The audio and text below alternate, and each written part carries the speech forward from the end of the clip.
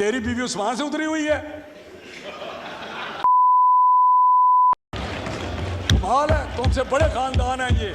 तुम तो एक करप्ट एक्सीडेंट के बेटे हो। इमरान खान को याद नहीं किस तरह आया है वो, उसको तो पता भी नहीं। टिकट GHQ में बांटे गए थे। अल्लाह के फजल से आप एक तारीख का हिस्सा बन चुके हैं। आप आज मैं कह रहा हूं यहाँ आप कभी आपकी जिंदगी में प्राइम मिनिस्टर नहीं बन सकते आप। शुक्रिया जनाब स्पीकर।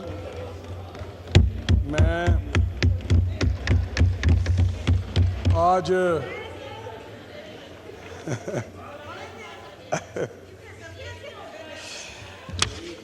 आज जिस मौजू पे हम बात कर रहे हैं ये पाकिस्तान की तारीख में बहुत ही एक नाजुक मोड़ है और इस मोड़ पे हम यकदम नहीं पहुंचे। प्राइम मिनिस्टर साहब ने स्पीच की आज, उन्होंने काफ़ी हालात पे रोशनी डाली। नवीद कमर साहब ने आज बड़ी टू द पॉइंट और सही जो इश्यूज़ हैं इस वक्त अदलिया के हिसाब से फेस हम कर रहे हैं, उन्होंने आज तमाम जो इशू है उसकी नब्ज़ जो है इस वक्त उस पर बड़ा प्रॉपर हाथ रखा है। I must appreciate Naveed commerce version. अगर अदलिया की बात करें तो ये पाकिस्तान की तारीख में हम बार बार कहते हैं कि फ़लाँ जो अदारा है या फ़लाँ इस्टेब्लिशमेंट का नाम लेते हैं, उन्होंने हमारे निज़ाम को काफ़ी तबाह बर्बाद किया है। लेकिन अगर सही तारीख लिखी जाए तो आज सरे फरिश्त इस मुअज़्ज़ज़ अदलिया का नाम आता है। सबसे पहले पाकिस्तान में जब इलेक्टेड हाउस के साथ खिलवाड़ किया गया था तो उस वक़्त मौलवी तमीज़ुद्दीन साहब का एक केस था जस्टिस मुनीर के ज़माने में, और वो जजमेंट आज भी उसकी बाशगश्त होती है हर जगह पे, हर कॉरिडोर में, हर जगह बैठने वाली बात जो होती है वो बैठे होते लोग डिस्कस करते हैं। ये सफ़र उस वक्त से शुरू हुआ है, ये एक दिन का सफ़र नहीं है। उसके बाद बेतार पे चुप करा देनी जरा। मौलाना असद साहब ने बड़ी अच्छी order in the house please. मौलाना असद साहब कल आपकी जिस तरह तकरीर हमने सुनी है ना बड़ी जबरदस्त थी। ऑनरेबल मेंबरान अपनी अपनी नशिस्तों पे तशरीफ रखें प्लीज। अपनी नशिस्तों पे तशरीफ रखें और क्रॉस टॉक ना करें। जी राना तनवीर साहब, सही निशानदेही करनी है कि पाकिस्तान के आज के जो हालात हैं उसमें सबसे बड़ा रोल किसका है। आज इस मुअज़्ज़ज़ अदलिया को हम याद कराना चाहते हैं कि अपनी तारीख पढ़ें कि किसी मौके पे आपने आइन और कानून की बात करते हैं, आपने आइन और कानून नहीं बल्कि आपने तो आइन से मावरा भी नहीं, वो किसी पिंड के पंचायत का आपने रोल अदा किया है।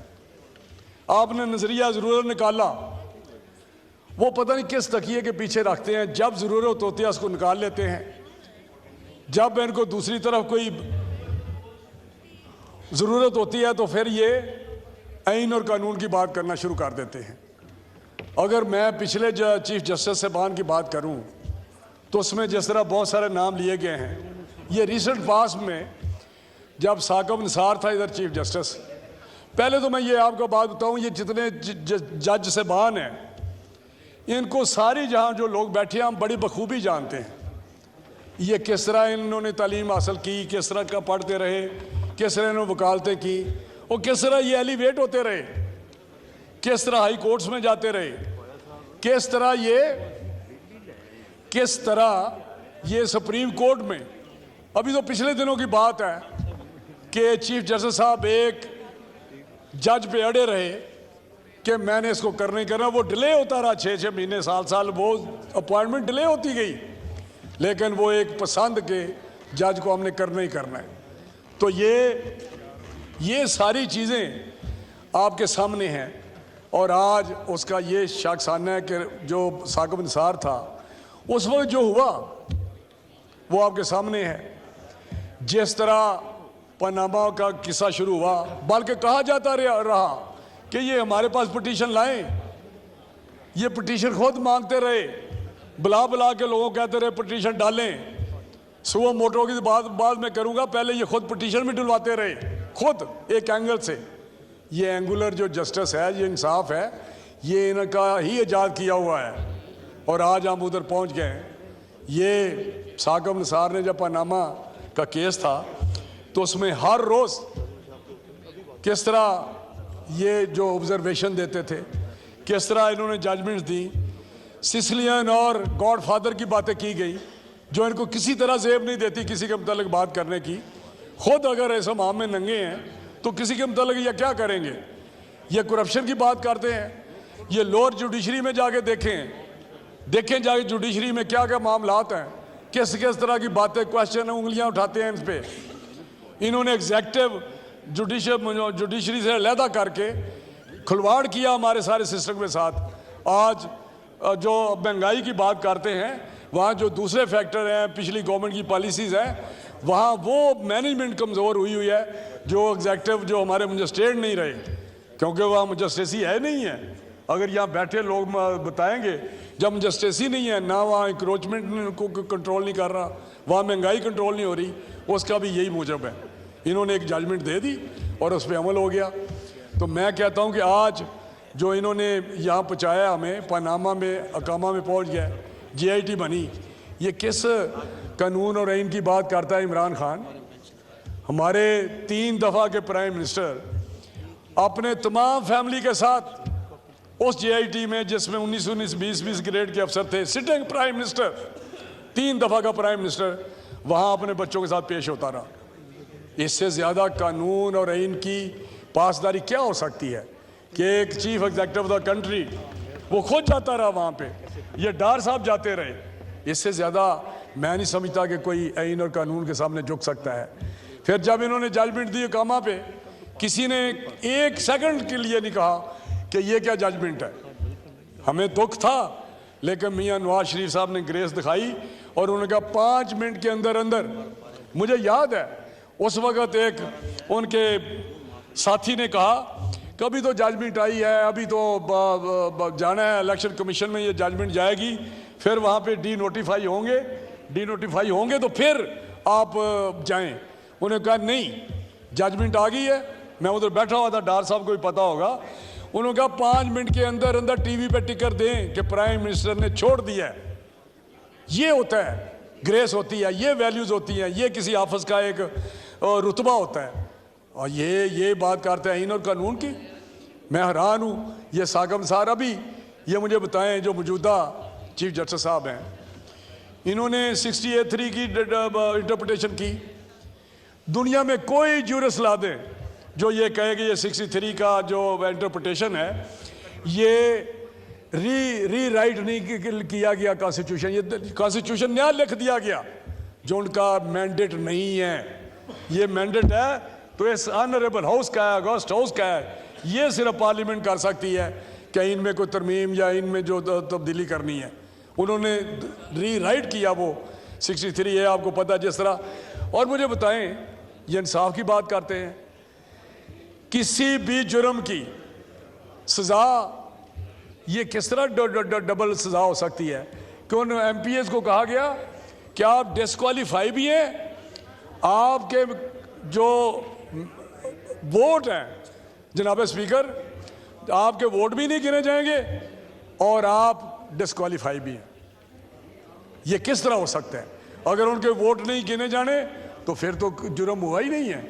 अगर वो डिस्क्वालीफाई हैं तो फिर वोट गिने जाने चाहिए थे, क्यों नहीं गिनेंगे? ये दुनिया में किसी जगह है कि आप उनको 2 सजाएं दे दें?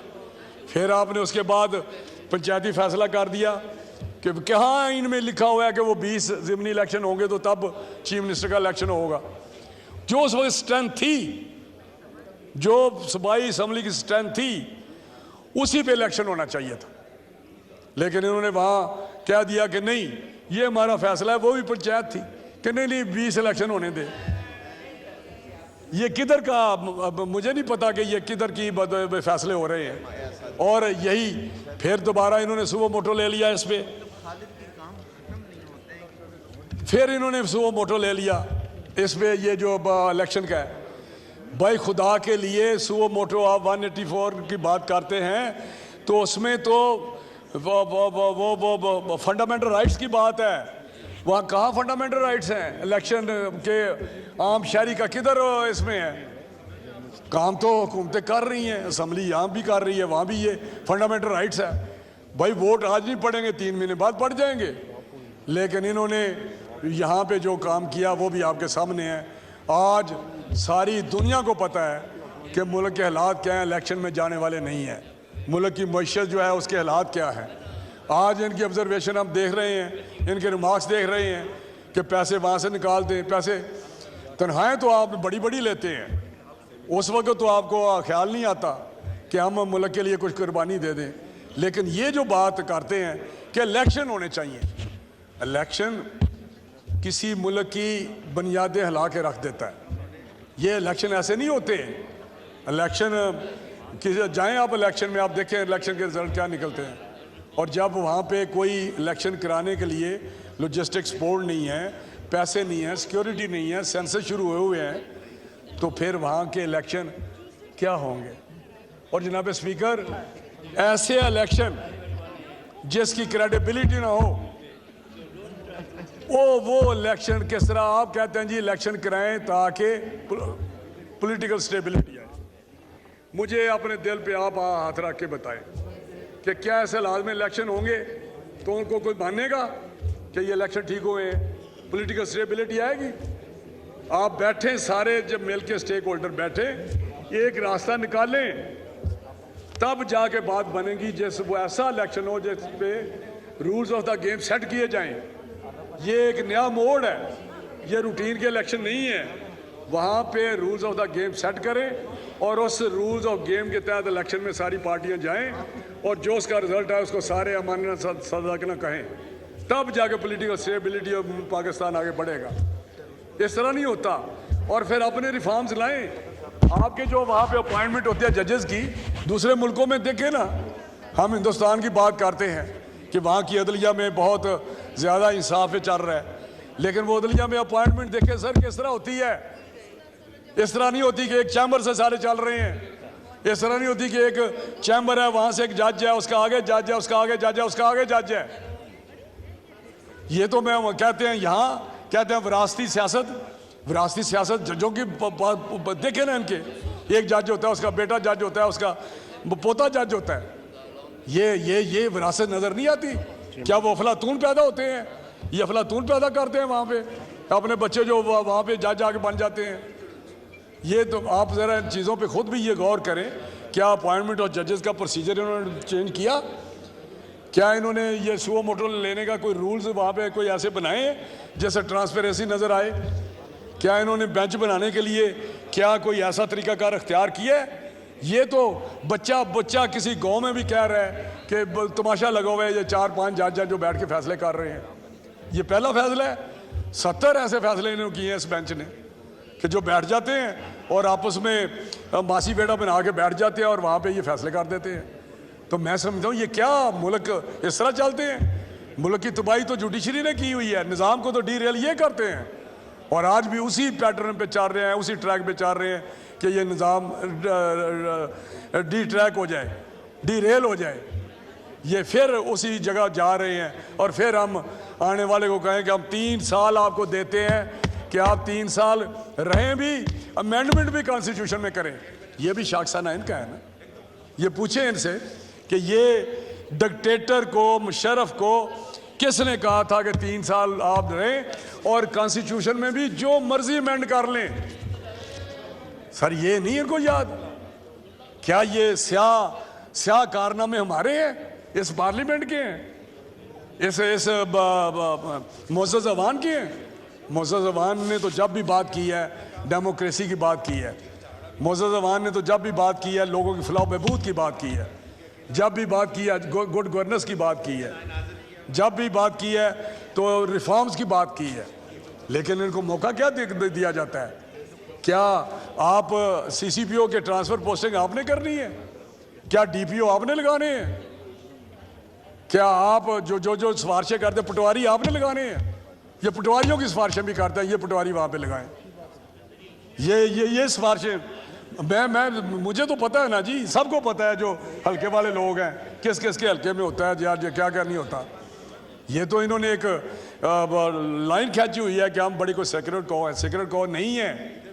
जब इस तरह के फैसले आएंगे तो ये हाउस सुप्रीम है, ये डिस्कस करेगा और यहाँ लेजिस्लेशन ऐसी करेगा जिससे यकीनी तौर पे मैं समझता हूँ कि ये चीज़ें बेहतर होंगी। लेकिन सर मैं यकीन से कहता हूँ, मेरा ये बिल्कुल मेरा दिल और ईमान है ये मेरा कि ये आज जो पाकिस्तान में है ये कोई कहता है एस्टेब्लिशमेंट, यार उन लोगों को सारा कौन देता है? आपने बेगुनाह लोगों को सजाएं बहुत दी हुई है, आपने गुनाहगारों को छोड़ा हुआ है। आप तो जज, आप तो ये हालत हो गई है कि मुलज़म जो हैं मफरूर इनके घरों में पनाह देते हैं। हाँ, मुझे बताएं कि कौन सा अभी शहीद भुट्टो वाला केस किसी को शर्मिंदगी हुई है कि कितना इस्लामी दुनिया का बड़ा लीडर आपने इस तरह फांसी पे चढ़ा दिया?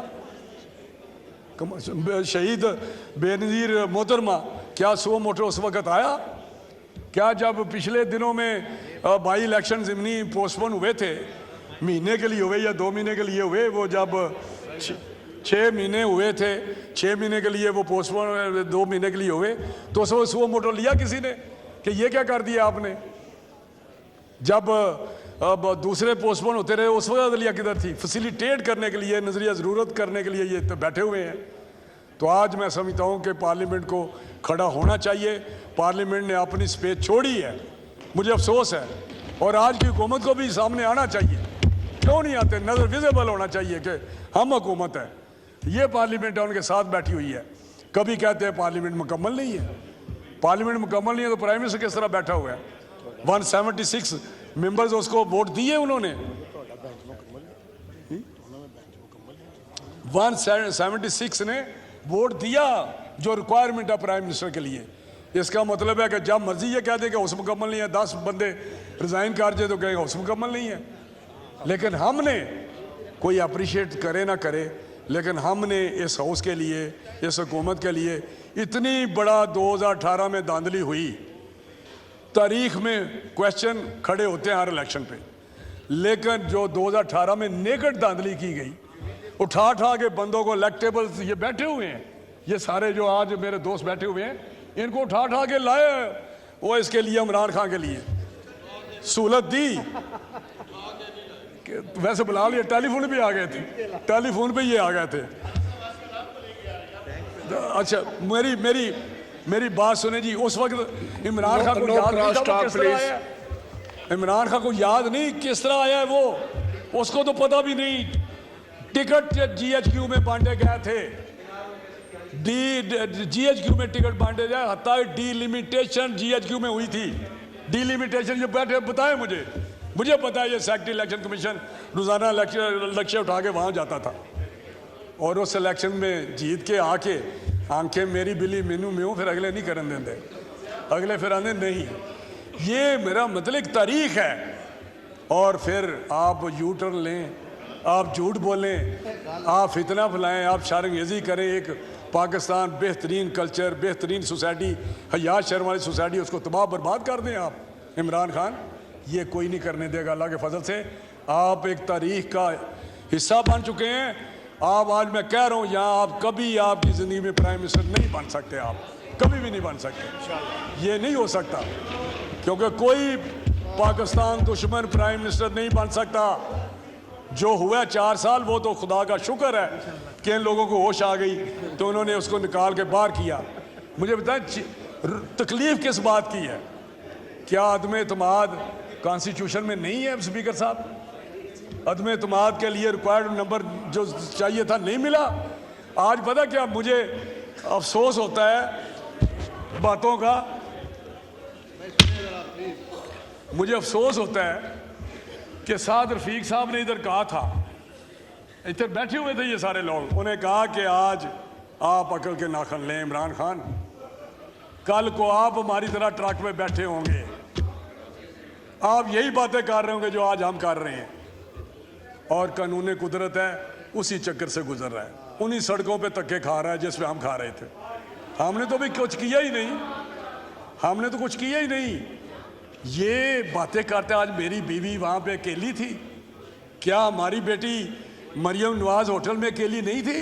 वो तो होटल था जहाँ तुमने दरवाज़ा तोड़ा, वहाँ तो किसी ने दरवाज़ा नहीं तोड़ा। ये ख्वाजा आसफ को आर्टिकल 6 लगवाता था, तू कैबिनेट में कहता था आर्टिकल 6 लगाओ, आर्टिकल 6। इसकी बीवी को नहीं बुलाया, नैब ने बुलाते रहे या नहीं बुलाते रहे? तेरी बीवी उस्मान से उतरी हुई है जो भाग के तेरे साथ आई हुई है। कमाल है, तुमसे बड़े खानदान है ये। तुम तो एक करप्ट टैक्सियन के बेटे हो, तुम एक करप्ट टैक्सियन के बेटे हो। तुम्हें पता नहीं यूब खान के भुट्टो ने निकाला था करप्शन पे, 313 में निकाला था। तो ये कुछ अपने जाग के देखे अपने गिरेबान में कि तुम्हारी औकात क्या है, तुम किधर से आए हो, कौन तुम्हें ला रहा है यूदी। कल नामुल्ला नियाजी इसके सक्का रिश्तेदार है, टीवी पे कह रहा था कि मैं उसका मैं हमराज हूँ, मैं हमराज हूँ। उसका नामुल्ला कह रहा था, कहता नाइट्स क्लबों में मैं बताऊंगा ये किधर जाता था, मैं बताऊंगा कि वहाँ पे गोल्ड स्मिथ क्या करता था नाइट क्लब में, मैं बताऊंगा कि यूदी वहाँ किस तरह नाइट क्लबों में इसके साथ मिलते थे। ये नामुल्ला नियाजी का टीवी पे है, इंटरव्यू है उसका। तो अब तेरा पर्दा चाक हो रहा है, होगा, क्योंकि अब तेरी गुंजाइश नहीं है सियासत में। ये पीटीआई को मैं कहता हूँ, खुदा के लिए सही रास्ता अख्तियार करें। आप अच्छे लोग हैं, छोड़ दें उसको, आप इलेक्टेबल्स हैं। जब आपको पता है उसने नहीं आना तो आप तो हमेशा जीतने वाली पार्टी की तरफ जाते हैं। जीतने वाले हम हैं इंशाल्लाह ताला, आइंदा हम जीतेंगे, हमारी तरफ आ जाएं। तो ये जो चीज़ें हैं इसको देखना चाहिए, इनको अपने आप पे कंट्रोल करना चाहिए इमरान खान को। आज भी उसको मैं कहता हूँ कि इमरान खान अपना कंडक्ट सही कर लो, आज भी जरा रास्ते पे आ जाओ, आज भी डिफाई मत करो अदालतों को। अदालतें तो कर रही हैं ना, लेकिन इससे तुझे कुछ हासिल नहीं होगा। एक कानून कुदरत है उसमें तू चल रहा है, बिल्कुल पिस रहा है। आज तुझे याद आ गया कि देखें जी, अगर इनको वो दोस्त लोग जो हैं या मुक़द्दर अदारा है वो इनका साथ छोड़ दे तो इनकी हुकूमत ख़त्म हो जाएगी। ये वही बात है जब हम कहते थे बैसाखियाँ निकल गई ना तो तेरी हुकूमत ख़त्म हो जाएगी, वही बात कर रहे हैं। आज उसी कानून कुदरत की चक्की में ये पिस रहा है और पिस रहा है, करते रहेंगे आप। यही सबक है आपके लिए, सबक है आपके लिए। हमने तो प्लीज इंटरप्शन ना करें। स्पीकर साहब, इन खारदार रास्तों से हम कई दफ़ा गुजरे हैं, हमने कई दफ़ा असम्बलियाँ डिज़ोल्व होती रही हमारी, कई दफ़ा हम आते थे।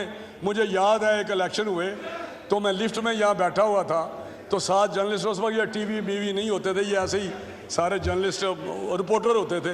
तो एक रिपोर्टर 2 लिफ्ट में बैठ गए, हम ओथ लेने आ रहे थे तो मुझे कहता है कब वापस जा रहे हैं, ये रिपोर्टर मुझे कहते हैं लिफ्ट में।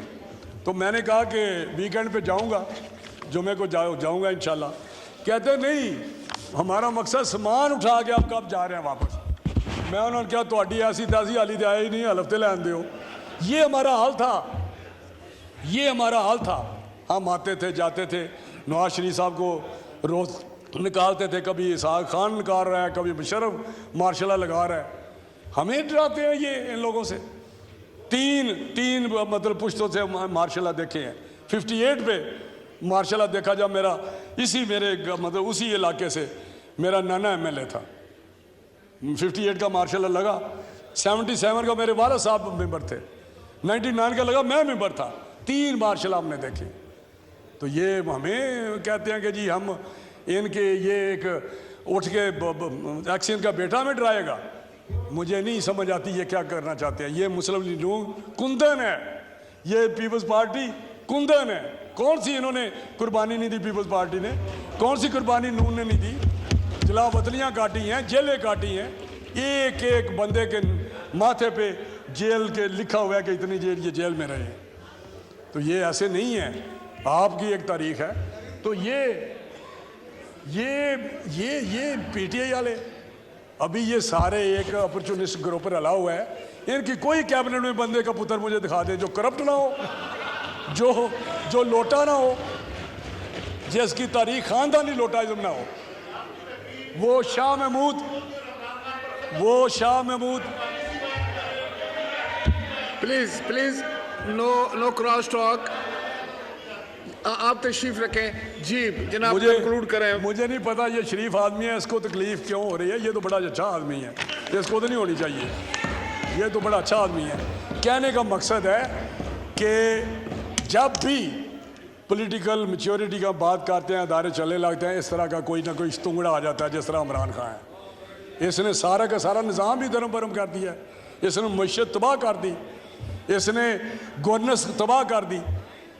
मुझे बताएं किसी जगह पे भी इसके बंदे का पुत्र लगा हुआ था कोई? मैं ईमान से मैं हैरान होता हूँ कि अपनी कौम पे भी जो इसके फॉलोवर है, कौम तो बहुत अच्छी है। ये मुझे बताएं कि उस्मान बुज़दार की बात करें, किसकी करें, लेकिन ये मुझे बताएं कि ये इमरान खान कोई एक ऐसा, उसको कहता था डाकू है, परवेज़ लाइव कहता था डाकू है, उसको कहता था चपड़ासी है। यार कोई पूछते नहीं है। डाकू मामा बना लिया, कहते डाकू मामा बना लिया सू, पता नहीं प्यो ना बना लिया उन्होंने। ये वो बंदा है जिसका कोई असूल नहीं है, कोई दीन नहीं है, कोई मजहब नहीं है, ना उसका माँ है, ना बाप है, ना भाई है, ना बहन है। ये मैं रिकॉर्ड पे बता रहा हूँ। बाप इसका तरस के मर गया। एक शादी पे था, ऐसी बातें ख्वाजा साहब कहते हैं। ख्वाजा साहब वैसे तो आप भी बड़े इस किस्म के हैं, ट्रेनिंग मुझे इन्होंने दी हुई है, लेकिन कहता मत बातें कर। मुझे याद है कि एक शादी थी तो इसका वालिद बैठा हुआ था, तो ये भी उस शादी पे गया इमरान खान। तो वो साथ जो बैठे हुए थे इसके वालिद साहब के साथ, वो इकरामुल्लाह नियाज़ी साहब के पास, तो उसने कहा कि ये बेटा आपका आ रहा है। कहता जी हाँ, कहने को तो मेरा बेटा लेकिन है हरामदा। ये उनके लफ्ज़ थे, ये उसके बाप के अपने दोस्तों के साथ लफ्ज़ थे। मैं ऐसे नहीं बात कर रहा। पूछे इसके बेनोई से, सईदुल्लाह से पूछें, हफीजुल्लाह से पूछें। ये मैं समझता हूँ कि राना साहब you are a very senior politician. ये दोनों लफ्ज़ में एक्सपांज करता हूँ। मुसीबत ये है कि आप लोग बड़े शिस्ता वैल्यूज़ वाले लोग हैं। आप हर बार उसको भी कहे कोई अपना लफ्ज़ वापस चले, उससे वापस करा के दिखा दे मुझे नहीं, मैं ऐसे नहीं कह रहा, मैं करैक्टर की रिफ्लेक्शन दे रहा हूँ, क्योंकि ये रिफ्लेक्शन है हर किसी की। देखे ना, देखे ना, हर बंदा कि एक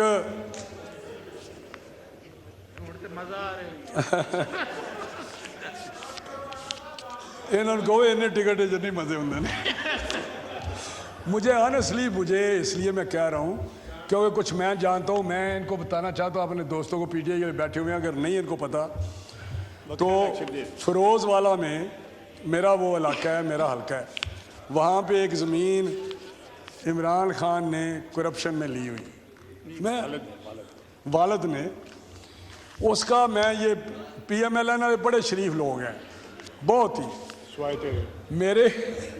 मैं तो कहता रहा, मुझे पता चला, उसकी कहानी मैं सुना रहा हूँ आपको। एक औरत थी और उसकी ज़मीन थी, तो उसकी रिश्वत के नाम पे उसने वो रिश्वत ज़मीन ले ली इनके वालिद साहब ने, और ये कहा कि जनरल पावर अटार्नी मुझे दे दो, क्योंकि नाम नहीं करानी, क्योंकि अफसर थे तो हिसाब किताब वही बात, तो वो पावर अटार्नी ले ली। 2002 में वो ज़मीन as a general power attorney अपने बेटे इमरान खान के नाम ट्रांसफ़र करा दी, जनरल पावर अटार्नी होने के नाते, और 70 लाख में कहा कि ये मैं ज़मीन फ़लाँ औरत की अपने बेटे को दे रहा हूँ। जनरल पावर अटार्नी वो था, अपने बेटे को दे दी, चले खैर है। लेकिन मैंने इनसे कहा, ख्वाजा साहब सारे से, जब ये पनामा था तो मैंने कहा उनको पूछें, उसने डिक्लेयर नहीं फिर की किसी, 2002 में वो मेरा मेंबर था। बाद में उसने जो है ना कहा था कि मैंने मेरे इनहेरिटेंस है, नहीं वो बाइक ही मैं वो दो तीन क्या कि नहीं ये विरासत नहीं गिफ्ट की बात हुई बीच में, 3 उसने स्टांस लिए।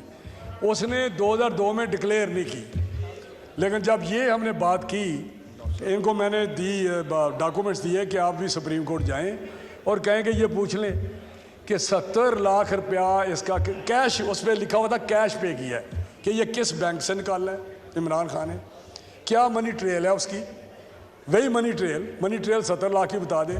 और उसके बाप ने वो पैसे लिए थे उस औरत के, क्या उस औरत को वो पैसे गए, किस अकाउंट में गए? वो एक फेक ट्रांजैक्शन थी, नौसरबाजी थी कि वो ज़मीन करप्शन की ली और अपने बेटे को दे दी, जो उसने डिक्लेयर ही भी ना की। जब ये चीज़ उठी तो उसने कहा ये तो मेरे विरासत में आई है। फिर उसने कहा नहीं मैंने परचेज़ की है। फिर उसने कहा मुझे गिफ्ट हुई है। फिर उसने क्या कहा जी, एक और सी की सी मैंने विरासती कोई इस किस्म का। अब उसका अभी तक इन्होंने कुछ नहीं किया। चलो उस वक्त तो बाबा रहमते था वो, अब वो वही बाबा रहमते, बाबा डैम देखे ज़रा कितने फ्रॉडिये पैदा हुए हैं इस दुनिया में। साकिब निसार है ना, तो मैं टेंट लगाऊंगा, मैं मर जाऊंगा। ओ यार तुम्हें बचपन से जानते हैं, तेरा टेंट। ये साकिब निसार कहता है मैंने तो उसे पार्टली सादिक और अमीन कहा था, यही कहा है ना उसने। अब मुझे बताएं ये चीफ जस्टिस साहब पाकिस्तान का पार्टली सादिक अमीन या होता है या नहीं या सर नहीं होता। अगर मैं 1 करोड़ सच कहूं और एक छोटा सा, वो कहते हैं सच में झूठ मिला तो सच नहीं रहता, सच में झूठ मिला तो सच नहीं रहता। तो झूठ अगर आप कहते पार्टली, ये इंटेलेक्ट, मैं इंटेलेक्ट की बात कर रहा हूं, जो इंटेलेक्ट ऐसा है उसका चीफ जस्टिस ऑफ पाकिस्तान का। मैंने तो एक खास मखसूस वक्त में कहा था ये सादिक और अमीन है। ये चीफ जस्टिस का हाल था और ये सादिक अमीन डिक्लेयर हो गया। और उसके बाद जो सादिक अमीन ने गुल खिलाए, जो उसने घड़ियाँ बेची, जो उसने हीरे जवाहरात इकट्ठे किए, मैं अफसोस मुझे ये होता है कि मुझे ये घड़ी चोर जो भी कहे, मुझे अफसोस होता है कि एक चोरी की कैपेसिटी भी नहीं है। वाज भी ले गया चोरी करके, वाज जो मिले थे ना, वाज वो भी उस लिस्ट में है जो ले गया था। वाज आपको पता है वाज कितने का हो सकता है यार? वाज सब ले गए हो, छोड़ी नहीं कोई चीज़। खुदा के लिए आप अपनी करतूतों पे गौर करें तो मिसाल नहीं हो। कभी कहता है कि मुझे वहाँ पे गोली लगी है, मुझे ये बैठे हो मुझे बताएं कि कौन सी गोली लगी है इसको, कि जब ये ट्रक पे खड़ा है, यहाँ तक तो ये कवर था, ये पाँव में किस गोली कौन सी थी जो यहाँ से चली हो वहाँ से नीचे होती नीचे चली गई, वो मुझे समझ नहीं आ रही। वो 2 लोग दिखाते हैं, ये बैठा हुआ है रेडी पे बैठा हुआ है, आगे टांग बांध के, तो परवेज अली दूसरी ये करके रेडी चला रहा है, देजा राय खुदा की कहते ने, देजा सखिया राय खुदा कोई। ये ड्रामेबाज हैं। ये शहबाज गिल वो ये बांधता था कोर्ट में गर्दन अपनी और बाहर निकल फेंकता था, भाग जाता था। ये सर ये सर्टिफाइड, वो कहता है सादिक अमीन सर्टिफाइड फ्रॉडिये हैं, ये सर्टिफाइड नौसरबाज हैं, ये सारा टोला नौसरबाजों का। और अभी तक टांग, जब उसने बाहर आना होता है अदालत में, टांग ऐसे कर लेता है, जब वो जलसे में जाना होता है तो बिल्कुल ठीक खड़ा हो जाता है। तो ये कौम को सोचना चाहिए, हमारी अदलिया को भी सोचना चाहिए कि किस मुकाम पे हम पहुँचे हुए हैं। खुदा का खौफ करें, छोड़ दें नज़रिया ज़रूरत, छोड़ दें पंचायती फ़ैसले, छोड़ दें एंगुलर जो जस्टिस आता है उसे छोड़ दें। तो ये बड़ी एक तारीख तलख हकीकत और तलख तारीख है हमारी अदलिया की, जो जस्टिस मुनीर से और मौलवी तमीज़ुद्दीन से शुरू हुई है और आज तक चल रही है। हम समझते थे यार शायद ठीक हो गए हैं ये, हम समझते थे ये आज़ादी की तारीख, जो अदलिया आज़ादी की तारीख किसने चलाई, किसने इनको बाइज्जत किया? वरना अगर उस वक्त तारीख ना चलती तो आज अदलिया का ये जो नामो निशान होता, मुशर्रफ इनको वो सबक सिखाता जो ज़िंदगी में ये याद रखते। वो आप लोगों ने, हम लोगों ने, ये सारी जो बैठे हुए हैं इन्होंने तारीख चलाई अदलिया की, आज़ादी की, उसके वक़ार के लिए किया। और ये हमें ही आके फिर इन्होंने एग्जैक्टिव अथॉरिटी को ही इन्होंने एरोड करना शुरू कर दिया। कभी CCO का तबादला करते हैं, कभी DPO का करते हैं, कभी फेडरल सेक्रेटरी किसी का कर देते हैं, कभी कोई जजमेंट देते हैं, कभी कोई जजमेंट देते हैं, हमें तो समझ नहीं आती। एक जजमेंट किसी और हाई कोर्ट से आ रही होती है, दूसरी किसी और से आ रही होती है। तो खुदा के लिए आवाज़ सुने अवाम की, ये बैठी हुई है अवाम, ये पाकिस्तान की अवाम बैठी हुई है, इनकी आवाज़ सुने। ये पार्लियामेंट है जिसने आपको ये अख्तियार दिया है इन कामों का, इन्होंने ये आपको सुओ मोटो का अख्तियार दिया हुआ है, लेकिन हम पे इस्तेमाल कर रहे हैं। आप जब चढ़ाई करते हैं हम पे कर देते हैं। तो मैं समझता हूँ कि खुदा का खौफ करें। आप इस तरह प्राइम मिनिस्टर को, मुझे आप जो कह रहा था कि दुनिया में किसी भी पार्लिमानी जहाँ सिस्टम है दुनिया में, चाहे इंडिया है या किसी जगह पे भी है, UK है, कनाडा है, जहाँ जहाँ कॉमनवेल्थ के लोग हैं, वहाँ पे किसी प्राइम मिनिस्टर को डिसमिस होते हैं आपने देखा है अदलिया से? मुझे बता दें कि बुलाया हो तो उन्होंने कहा जी आप डिसमिस हैं, यहीं से यूसुफ रज़ा को उन्होंने कहा यहीं से आप बैठे, यही फारग। ये 22 करोड़ अवाम का नुमाइंदा उठ के आप 1 सेकंड में फारग कर देते हैं। और अज़म एतमाद की तारीख आप सुबह मोटो लेते हैं, ठीक है उस वक्त आपने किया क्या? उस वक्त आपको केस यहाँ बैठा हुआ कासम सूरी, यहाँ फवाद था, आर्टिकल 5 हमें समझ भी नहीं आई ये बोल क्या रहा है। उसने बोला, उसने कहा जी अदम एतमाद फारग। इसका मतलब कि अदम एतमाद की जो प्रोविजन है, आर्टिकल है, अगर उस दिन खुदा न खास्ता ये चीज़ सिरे चढ़ जाती, जनाब स्पीकर, ये वोट ऑफ कॉन्फिडेंस का आर्टिकल उस दिन डिलीट हो जाना था आर्टिकल से, कॉन्स्टिट्यूशन से, ये ख़त्म हो जाना था फॉरएवर। यहाँ बैठ के उसने वो किया, दूसरा उसने असम्बली डिज़ोल्व कर दी दूसरे मिनट में, सब टाइप किए हुए थे। और ये जो सदर आरिफ अलवी है, जिसको मैं कहता हूँ ये इमरान खान का मुंशी है, मुझे बताएं, बड़े बड़े बावकार यहाँ रहे हैं, सदर ममनून साहब थे, सदर तारड़ साहब थे, कभी प्राइम मिनिस्टर के पास गए? प्राइम मिनिस्टर हमेशा चल के उसकी इज्जत के लिए उसके पास आया जब भी कोई बात हुई है। ये तो वो वहाँ जाता है, वो क्या ज़मान पार चला जाता है, वहाँ बैठ के वहाँ पे डिक्टेशन लेते हैं। और मुंशी क्या होते हैं? हर आइन की खिलाफ वर्जी सदर पाकिस्तान ने की है, हर आइन की खिलाफ वर्जी इमरान खान ने की है। पार्लियामेंट को अंडरमाइन किया इसने, पार्लियामेंट को इसने अंडरमाइन किया, इमरान खान ने बेतुकीर किया इस पार्लियामेंट को। कभी आते हैं, कभी जाते हैं, कभी आते हैं, कभी जाते हैं। कल यहाँ पे लश्कर काया ऐसे नारे लगाते हैं जिस तरह जत्थे आते हैं। अल्लामा इकबाल का पोता, कल मैं शर्म से डूब के मर गया हूँ। अल्लामा इकबाल का पोता ऐसे था जिस तरह चंगड़ महल का कोई गुंडा होता है। ऑनेस्टली वो वलीद इकबाल आप देखें ज़रा, खुदा की कसम मैं कह रहा हूँ, यहाँ देखे ना, सबसे आगे वो वलीद इकबाल। यार जवेद इकबाल के बेटे हो, वो जज नासरा बेचारी जज शरीफ, और उसके बेटे, तुम्हें शर्म नहीं आती? एक छोटी छोटी एमएनएशिप सेनेटर्स क्या होते हैं? करैक्टर के सामने मैं सब कुछ चीज़ें नहीं होती, असूल के सामने कई चीज़ें नहीं होती। तो मैं गुजारिश आपसे कर रहा हूँ सर कि ये चीज़ें इस वक्त हुकूमत को और पार्लियामेंट को खड़ा होना है, ये नो और नेवर वाली बात है, आज या कभी भी नहीं। ये डू और डाई वाली बात है, मेकिंग एंड ब्रेकिंग वाली बात है। अगर नहीं होगा तो बात ख़त्म। फिर मजलिस से शूरा है, आते रहें, सिलेक्शन हो जाएगी। ये बड़े बड़े जागीरदार बैठे हुए हैं, ये सिलेक्ट हो जाएंगे शूरा में। तो ये खुदा के लिए आप पॉलिटिकल वर्कर हैं, आप इसको, हुकूमत को भी चाहिए विजिबल हो, हुकूमत एक्शन ले, खड़ी हो। शेर की एक दिन की ज़िंदगी जो है ना, गीदड़ की 100 साल ज़िंदगी से बेहतर होती है। शेर बने, ये नहीं है। इस हुकूमत का क्या, डटे करें, जो होना है करें। हमने पाकिस्तान हमारा दिल के बहुत करीब है, ज़िंदगियाँ कुर्बानियाँ दी हुई हैं, लेकिन पाकिस्तान को बचाना तो निकलें, इस तरह नहीं। कमज़ोर लोगों को तो क्या, मैं कमज़ोर लोगों को तो वोट भी कोई नहीं देता। मैं कह रहा हूँ, कोई भी नहीं होता, कमज़ोर आदमी के साथ कोई नहीं खड़ा होता। आप खड़े हों, पार्लियामेंट खड़ी हो। आज इम्तहान है। उन्होंने इंक्रोचमेंट किस तरह की है, किस तरह अदारों ने इंक्रोचमेंट की है अपने मैंडेट से बढ़ के। सिर्फ इस हाउस की वजह से। ये हाउस लिहाज करता रहा, ये उस पाकिस्तान को दारों की तकद्दस के लिए, उनके वकार के लिए कुछ पीछे हटता रहा और वो आगे बढ़ते रहे।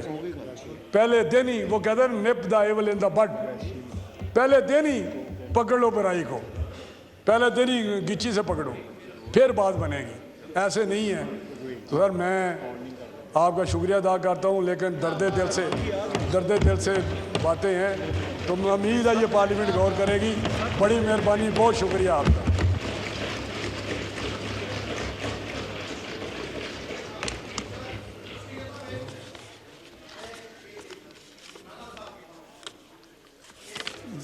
एक मिनट तशरीफ रखें।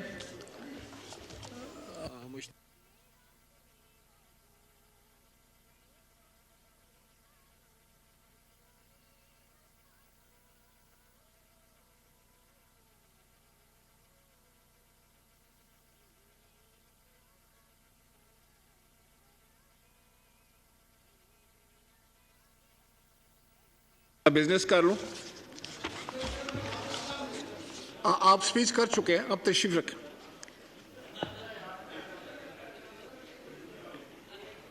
Senator Azam Nazir Tarad, Minister for Law and Justice, to move